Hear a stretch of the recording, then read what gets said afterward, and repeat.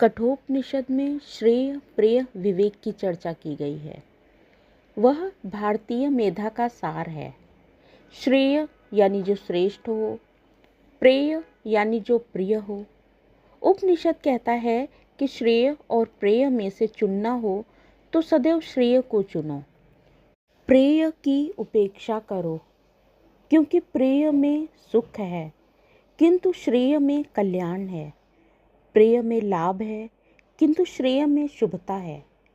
श्रेय में श्री निहित है और प्रेय की अहर्निश कामना अंततः श्रीहीन बना देती है।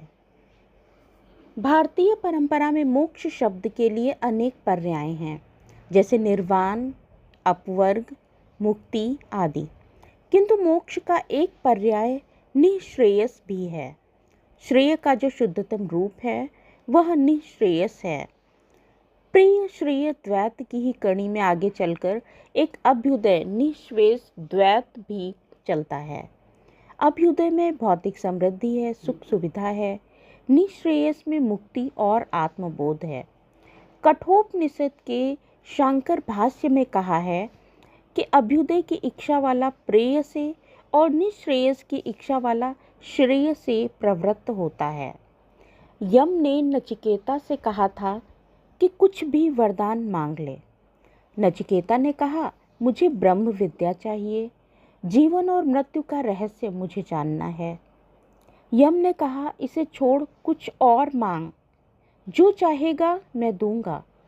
नचिकेता ने कहा, इसके सिवा जो भी देंगे अनित्य ही होगा, मुझको तो नित्य बोध ही चाहिए। इसी परिप्रेक्ष्य में फिर उपनिषद अपनी दूसरी वल्ली में श्रेय प्रेय विवेक का उपदेश देता है।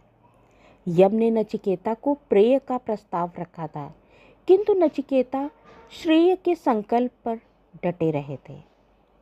मोक्ष के लिए निःश्रेयस एक बहुत ही सुंदर शब्द है, क्योंकि इसमें कल्याण की सुगंध निहित है। मुक्ति, मोक्ष, निर्वाण, इन सभी शब्दों से वैयक्तिकता का अर्थ ज्ञापित होता है।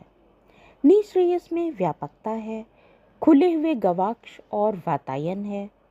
इस शब्द की अर्थक्षटा वृहत और गंभीर है। जैन परंपरा में भी ये शब्द आया है। मुझे जो प्रिय है, क्या वह श्रेष्ठ भी है? अगर श्रेय नहीं है, केवल प्रेय है, तो वह निरा प्रेय त्याज्य है।